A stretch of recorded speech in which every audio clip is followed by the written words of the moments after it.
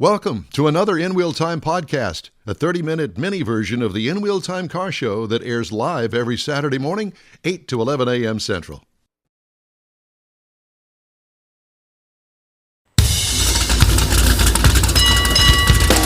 You got the In Wheel Time Car Talk Show coming to you from the Sugar Shack Studios just outside Houston, Texas. Just ahead, we're going to talk to Mr. Carfax himself, Patrick Olsen. All right.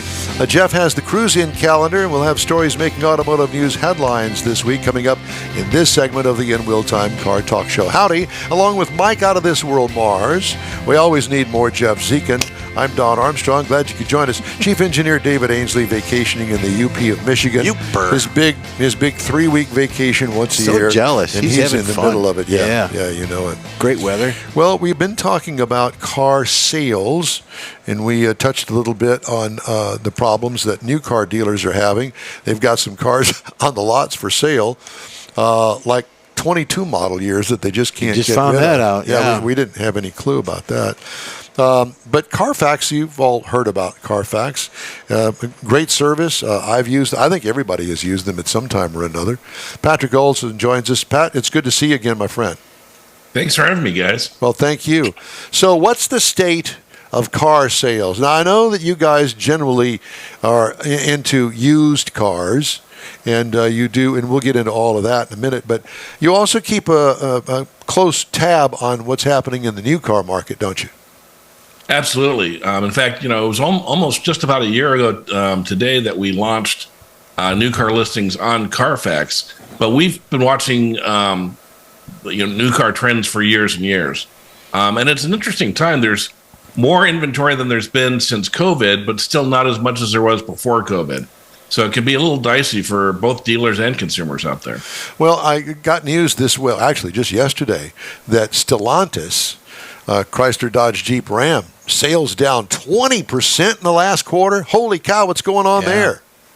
Well, one of the things that Stellantis did during COVID was they raised their prices more than their competitors did. And they had a lot of popular vehicles. They had Jeeps, very popular. Their Ram trucks do very well. But I think now as COVID has gone away and competitors have more options on the lot, they've become the expensive brands in the market. Well, now, to be fair, if you look at Stellantis vehicles, their interiors are terrific looking. They're very high quality. But today, there's so many shoppers looking for affordability, and I think they're on the other side of that fence. Would they ever lower their prices? Let's just say for a Ram 1500, a high-end one, $170,000, $80,000. Would the factory tell the dealer, hey, look, we know you got too many of them sitting on the lot. Would they ever say, we're going to have a fire sale, lower it by $10,000, we'll take the hit? There are times when, I don't know about Stellantis specifically, but there are absolutely times when automakers decide that they've reached too far and they will cut a deal to dealers, for example, and tying it to sales, right? If you can sell X number, we'll give you a spiff of X thousands of dollars per extra vehicle that you sell. Because what the dealers don't want and what Stellantis ultimately doesn't want are too many cars sitting on lots. And so they will work with dealers to create incentives to try to get those things off. We see now even a lot more low-interest financing. I think we're going to see more cashback rebates coming soon to get some of these vehicles off of the lots. And isn't this the biggest sales season of the year typically?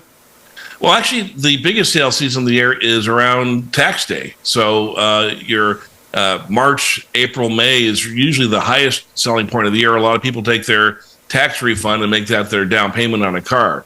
So summers can be a little sleepier, and then as we get back into the fall and the end of the year, we'll see another bump in sales. So right now, it's a little harder for dealers to get people into the doors because they're worried about their vacation and hanging out with their kids. Well, that and the fact that interest rates are sky high, prices of vehicles are sky high, EVs aren't really making it happen on the sales lots.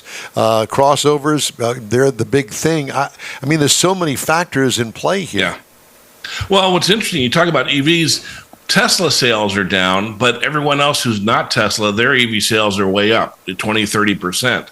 Used EVs, if you want an EV, and they're not for everybody, but if you want an EV, now is a great time to look into a used EV. They're down like 20, 30% lower than internal combustion engine vehicles.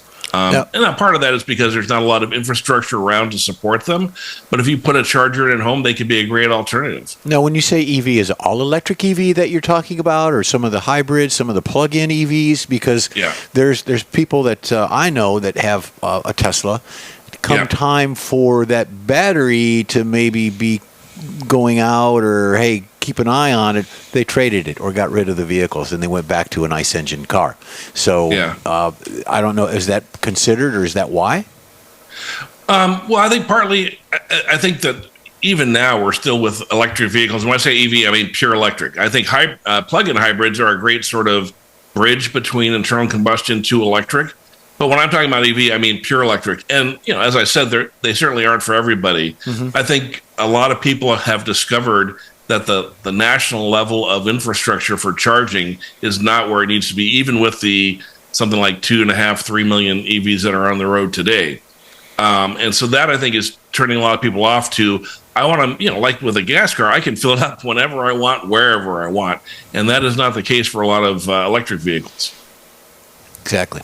So where do we stand with the used car market right now? Is it flooded? Is it weak? Do we have cars? Well, we have more cars than we had a year ago, which is great. The downside, though, is back in 2021, in the second half of 2021, leasing kind of fell off the map. And leasing is great for used cars because you wind up with a lot of 3-year-old, maybe 4-year-old cars that come off of leases, and they are typically, they have been mileage throttled, if you will, by their lease deal, and so they have 20,000, 30,000 miles on them. They're usually in great shape. In a normal depreciation cycle, they're valued about 40 or 50% of the original price. Wow. Yeah, but now because leasing almost came to a stop in the second half of 2021 because of supply chains and other issues, now there isn't that flood of cars coming into what we call the certified pre-owned world. And so there's not these high value, really desirable cars. And I think that's going to jack up prices in the next few months for used cars. So how are things on Carfax? I mean, I have a used car. Let's just take my Corvette. No, it's too old. Let's use one, let's say a C7 Corvette that is from, 2021, and it's got 40,000 miles on it. Are there a lot of those cars being placed on Carfax?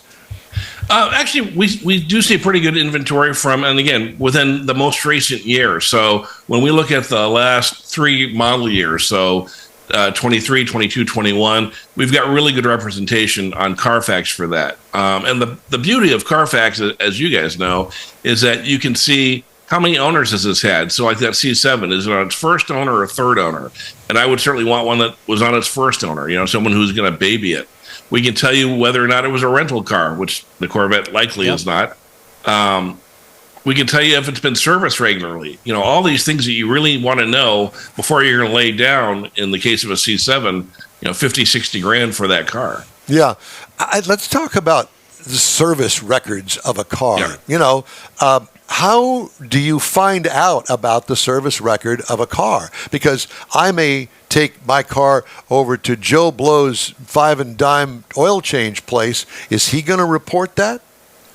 Well, so we work with about 75% of all the service shops in the United States who report the work that they've done on cars to us. And the important thing here is we know about it at a VIN level. We don't know about it at a personal level. So we never get personal information. All we get is info about the metal, about the car. Yeah. But the beauty of that is, as an owner, you can point to those service records and to the next potential buyer and say, look, I kept up with this, and your car will be worth anywhere from a few $100s more to a couple $1,000s more than somebody who has no receipts for the work that they've had done. And of course, for buyers, having that sort of, health record for that car is crucially important in deciding, is this the right place to drop 50 grand or is that the right place to drop 50 grand? How far back in the records do you go on a car? We go back to, in many cases, all the way back to the birth of VINs, right, which is 1981. We don't obviously have very many cars that are that old, but if it has a 17-digit VIN from this country, we'll have records on it. Yeah, see, with Kylie's, we got the Carfax on Kylie's, my granddaughter's car, and it started out as a car for a company. It was a company car for some oil company.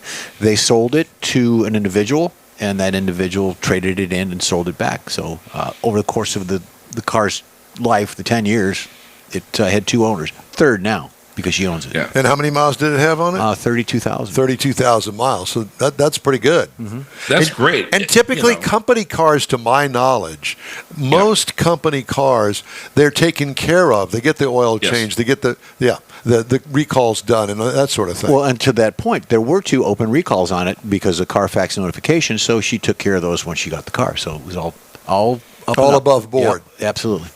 Well, I think the part about recalls these days is really important. We've been talking a lot here about Takata recalls. The recall is 10 years old from the first time that NHTSA talked about Takata airbags. Yet there are still more than 6.5 million cars, not airbags, cars nationwide that need these airbags out. There's nearly 800,000 in the state of Texas that need to get these airbags replaced. And so it's been 10 years, but clearly we in the automotive media are not making enough noise to get consumers to wake up and get those recalls taken care of. What do you think the problem is there? Well, in talking about his daughter's car, she's the third owner, and they had only found out about the recalls through Carfax. So I think there's a few things at play here. One, recall notices come by mail, which is nobody's primary means of communication anymore. Secondly, I think some people get a recall notice and they think it's some kind of extended warranty marketing scam, and they toss it aside. And then there are people who get it and they think, well, I'm going to get to this, and a few weeks go by, a few months go by, and they're like, you know what, nothing's happening in my car. I must be safe. And unfortunately, it's just not the case. Well, and some of them, people look at it, my granddaughter's car has a recall on it, some issue with the radio. She doesn't use the radio, and I keep telling her about it. She keeps saying, I'm going to go get it fixed when I have time, but she uses her media device, her phone, ties into her audio system, so she really doesn't care if the radio ever gets fixed. Well, a lot of times, that radio is the hub or the computer for the car, because on my pod in my Cadillac, everything runs through that. So if that pod goes out for whatever reason, you're losing other features of the vehicle, the radio, maybe your air conditioning, or maybe some light configurations on your dash. Yeah. Everything runs through that mainframe. It's interesting you should say that because, sorry, Patrick, we're having a little discussion here. But, no, you're good. In my car, my Corvette, it doesn't run through the radio. It's got its own set of ways to get into the computer through a set of buttons over here right outside of the instrument panel. So there are different ways. But yes, I think that the radio originally was the way to get into or getting access to the car's computer. Right. Patrick? Yeah, I think you guys are both right. That the approach has changed. The issue, though, is, as you all have pointed out, no one clearly knows the extent of the reach of that radio, right? So get the work done, whether you use that thing or not. I would say get the work done, because you don't know if there's some connection to a module that sets the air, for the passenger airbag notification. Yep. Does that come through there? I don't know. But I agree with you. I would not leave an open recall on any car I had, because one, it's going to affect your value when you go to sell it, and two, you just want to have complete peace of mind and get that work done. So I want to sell my car. Do I list it on Carfax? You cannot. So what we do, we only work with dealers. So dealers pay a subscription fee to us to list their inventory on Carfax. And when they do, they agree to provide the free Carfax report with that listing. So if I were you, I would find a broker or somebody. If we're talking about your Corvette again, a very specific car, I would treat that sale very differently than a Camry or a Malibu, for example. Right. That's interesting. I did not know that. So the dealer is the real key there. So if I sell it to the dealer and I go look up the car on Carfax that I'm interested in, that's going to be through a dealer somewhere, and it's going to point me in that direction. Absolutely. And the great thing about Carfax is we have millions of dealer ratings. So when people buy a car, when people send a lead to a dealership about a car, we'll ask those users to rate those dealerships. So we have, for any major dealership in your area, we'll have hundreds, if not thousands, of reviews that will tell you which are the ones that people love and which are the ones that people avoid. I just find the whole thing, the way that Carfax has through the years done different things and gained popularity and has infiltrated our lives really in a good way. It's truly amazing. Oh, it's our 40th year this year. So for us, it's a big year, but we are no longer just vehicle history reports. We are, used car listings. We're new car listings. We have our car care app where you can track all of the work you do on your car, get reminded when more work is done, totally for free. We are now throughout that whole life cycle. We're not just the last thing you do before you buy. We are now the app where we have the information you need for the entire cycle of that car. You can shop with us now, look at our reviews, look at our rankings, pick the car you want, find a local dealer, buy it, own it, maintain it over that time, get ready to sell it. You can use our Sell My Car feature, or you can, take it to a private party or dealership. So essentially anything with a VIN number you can track. Everything with a number we can track, yes. Although we don't do things like motorcycles. I was going to say, boats, motorcycles. Right. Yeah, we don't do that. We don't do that. But primarily vehicles. Yep. So if Don's 2001 Corvette, if you were talking about sending out notifications, is there a way he could register his Corvette so that you send him reminders, time to get your inspection or whatever? Yep. My guess is that that Corvette is already in Carfax's hands, and they know that. Well, let's just say, right. And that's the beauty of our car care app is all you got to do is plug in the VIN, and there's no charge ever, and we will look and tell you what all you've had done, and we will allow you, if you are someone who changes oil yourself, you can put in there, here's my receipt from the oil I bought. It won't be on your vehicle history report, but it'll be in the app where you can show it to a potential buyer. Okay. And it will tell you your registration is coming due. It'll tell you it's time for a tire rotation. It'll tell you it's time for your 50,000 mile blah, blah, blah tune-up, right, with all the parts that are involved there. Yeah. See, I can see Don takes very good care of his car, obviously, but I can see where somebody that might not pay as much attention to their car could definitely use something like that. Here's your reminder. Right. I get my oil changed when it's got like 90% oil life left. I just don't drive it that much. Loves you. Wait a minute. I just thought of something here. All the stuff that I've helped you with, I should be Carfax. Yeah, I've done all kinds of stuff in your car. Jeff Fax. Exactly. Yes. Yeah, I was going to say Carfax is a registered trademark, so be careful. Okay. Yeah, all right. Exactly. Well, great information as always, and we thoroughly, really deeply appreciate all the information you got. We love Carfax. We're big fans, and thanks again, Carfax.com. Thank you, guys. We really appreciate it. Okay, Patrick, you bet. Yeah, take care. Good stuff. It is good stuff. All right. The In Wheel Time Car Talk Show is available 24/7 through the iHeartRadio app. Just look for In Wheel Time Car Talk. Grab a podcast anytime from your favorite podcast provider. We also video stream our live 3-hour weekly show on Facebook, YouTube, and InWheelTime.com. The In Wheel Time Car Talk Show continues right after this quick break. Pro-Am Auto Accessories has been serving Houston's auto enthusiasts since 1984, providing world-class products for sports cars, European sedans, and American muscle. Pro-Am is known as the place to go to find exclusive and hard-to-find parts and accessories. Pro-Am is one of the very first distributors in the USA for brands such as Recaro, Redline, Momo, Corbo, and Simpson. Located in the heart of Houston's premier retail and service corridor, the Galleria area, Pro-Am's walk-in storefront includes an 8,000-square-foot warehouse, showroom, and installation bays. Pro-Am not only sells parts and accessories, but also offers installation and service. Pro-Am is now reaching a worldwide audience through Pro-Am.com, taking its local reputation to the rest of the world. At Pro-Am Auto, you'll be dealing with a small group of professionals who truly want to help you with your automotive needs. If you don't see what you're looking for on the website, call and Pro-Am will lend you a hand. Pro-Am Auto, 6125 Richmond at Green Ridge in Houston's Galleria area. Call them at 713-781-7755. Want to feel good about something special you did for someone special? In Wheel Time and the original Lupe Tortilla group of Tex-Mex restaurants have joined together to help a very worthy cause, God's Garage, a Christian-based 501c3 charity. We know there are lots of places and organizations out there where you can donate a car, truck, or SUV, but we're asking you, our car enthusiast family, to consider donating to God's Garage. Visit godsgarage.org and learn about its mission, the women that have been helped, how each one is screened, and about their Restore You program. A car donation is an easy way to make a difference in the lives of others. God's Garage needs good operating vehicles, but will take all types in working and non-working condition.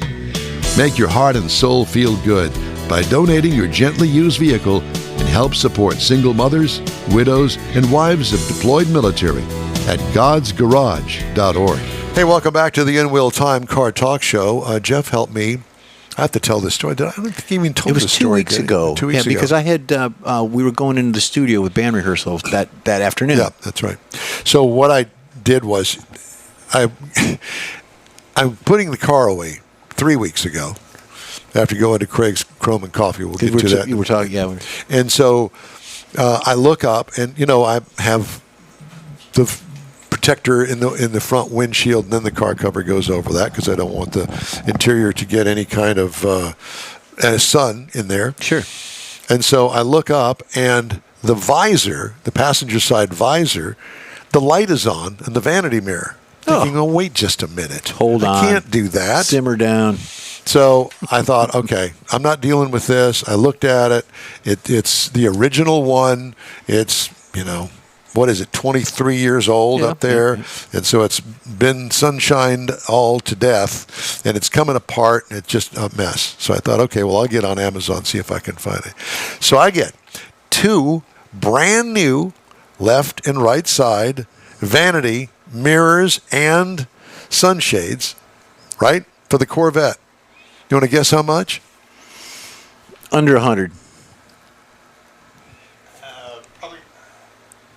Probably not a lot under 100, but yeah, maybe $37 delivered to my front door. For the whole thing? For the pair? 2 of them for the pair.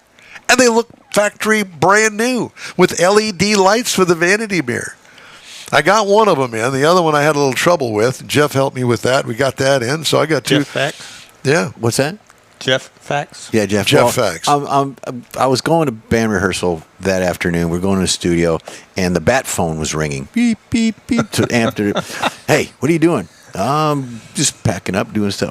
We need some help. Okay, bring it on by. So it took maybe, 30 minutes, if that? Oh. It took you longer to get to my house than it did to... Correct. Yeah.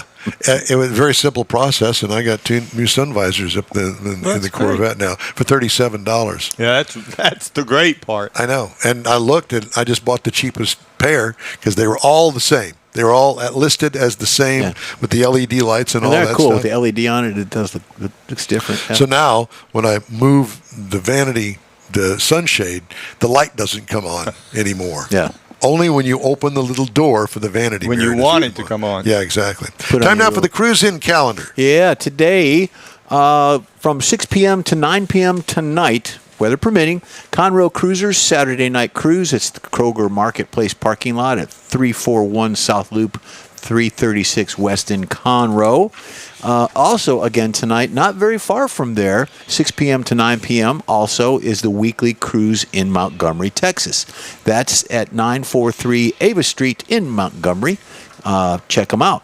Tomorrow, big one tomorrow, Don, we've got the usual first Sunday of the month. Chrome and Coffee. Chrome and Coffee tomorrow, 8 a.m. till, is it 8 till 11? It's 9 to noon. 9 to noon. See, I messed that up. At Avalon Diner. Yep. Good breakfast, so you can go there and take a look at the cars and go have a bite to eat as well.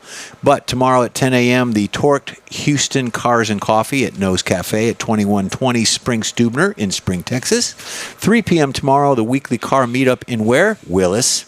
At the, what you talking about, Willis? At the D&M True Value at 400 West Montgomery Street in Willis. 3 to 8, you've got the Houston Rodeo 249 Sports Bar and Grill bass meet. So it's all about the audio and all the bass boom and stuff like that. Oh, yeah. Yeah. That's tomorrow. You know about that, Mars. You got that going. Well, I used to actually covered a couple of those events, competition of events, when I was doing some freelance work. Yep. And it's really interesting to see how some of these guys, there was a team that came up from Mexico. They literally had their windshield bolted on. They had drilled through the windshield and put bolts, siliconed it in and put bolts to keep it from vibrating, because that's what ruined their measurements and stuff. I mean, these guys get seriously silly about that. It's the bass show tomorrow from 3 to 8. Boom, boom, yeah. General Motors will pay $145.8 million penalty for a federal investigation because it found in that investigation excess emissions from about 5.9 million GM vehicles, according to U.S. regulatory agencies. The EPA said GM has agreed to give up about 50 million metric tons in carbon allowances after the multi-year investigation found vehicles from 2012 to 2018 model years were emitting more than 10% higher carbon dioxide on average than GM's initial compliance reports claimed. The National Highway Traffic Safety Administration separately said GM will pay $145.8 million in penalties for fuel economy compliance issues and cancel more than 30.6 million fuel economy credits for the 2008 to 2010 model years to resolve the issues identified by EPA's light-duty vehicle in-use testing program. Shame. What is a credit? I don't know. I need credit. I don't know, but money and credit apparently is the big thing. Same thing, yeah. And former used car retailer Vroom, which, bought Texas Direct Auto down on 59, agreed to pay $1 million to settle claims levied by the FTC, Federal Trade Commission, that it misrepresented inspection work done on vehicles it sold, failed to offer consumers timely refunds when it did not deliver vehicles on schedule, and did not make certain other required disclosures. In a July 2nd complaint, the FTC alleged Vroom violated 3 of its rules that lay out regulations for automotive sales or online marketing practices. The agency proposed the $1 million payment from Vroom to reimburse customers it said were affected. It filed both the complaint and settlement agreement in the U.S. District Court for the Southern District of Texas. Vroom CEO Thomas Short signed the proposed settlement agreement, which also stipulates that Vroom document claims about vehicle shipping time commitments it makes to consumers. $1 million is not a lot of money compared to what they did to everybody. Vroom of Houston shut down its online used vehicles operation earlier this year because they're insolvent and they're obviously not around. They're not around anymore. And the place is huge. That was the original AutoNation when AutoNation came to Texas. Yep. I was a team leader in that spot, in that building.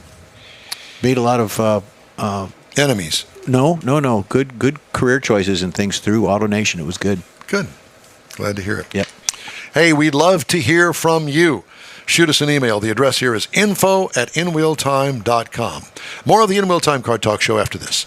The original group of Lupe Tortilla restaurants will have you telling your family and friends just what the original recipe means when it comes to the best fajitas in Southeast Texas.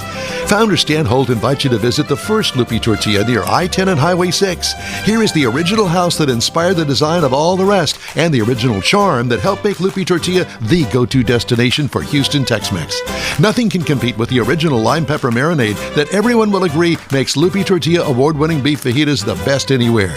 Lupe Tortilla Katy's another location that gives you the same quality and service Houstonians have come to expect at Lupe's. It's located on 99 the Grand Parkway at Kingsland Boulevard in Katy.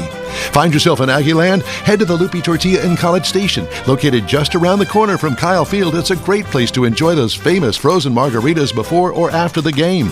Going to Louisiana? The Lupe Tortilla in Beaumont is on I-10, so you can't miss it. The original group of Lupe Tortilla restaurants has the best Tex-Mex anywhere, and you're invited anytime. Your car is a direct reflection of you, so don't be satisfied with color fade or a dingy, dull appearance. Get rid of those terrible automated car wash scratches. Gulf Coast Auto Shield is your Save the Paint company. John Gray and his team of detailing experts can help your cars finish without a full repaint. Searching for the real experts in window tint or windshield protection? Gulf Coast Auto Shield. Dash cams, radar detectors? Gulf Coast Auto Shield. Got a new car? Get that thing protected as soon as you take delivery. If you don't know which of the multitude of protection products to go with, John Gray will give you an honest opinion and won't sell you something you don't need or can't afford. John will help you understand the many options and pricing right on the spot. He's your guy to have your ride looking its best and protected too. See the state-of-the-art shop yourself. Free tours anytime. Gulf Coast Auto Shield is easy to get to, located just south of the Southwest Freeway on the Sam Houston Parkway. Gulf Coast Auto Shield, full service us luxury car care today and online at gcautoshield.com. That's it for this podcast episode of the In Wheel Time Car Show. I'm Don Armstrong, inviting you to join us for our live show every Saturday morning, 8 to 11 a.m. Central on Facebook, YouTube, Twitch, and our InWheelTime.com website. Podcasts are available on Apple Podcasts, Spotify, Stitcher, iHeart Podcast, Podcast Addict, TuneIn, Pandora, and Amazon Music. Keep listening, and we'll see you soon.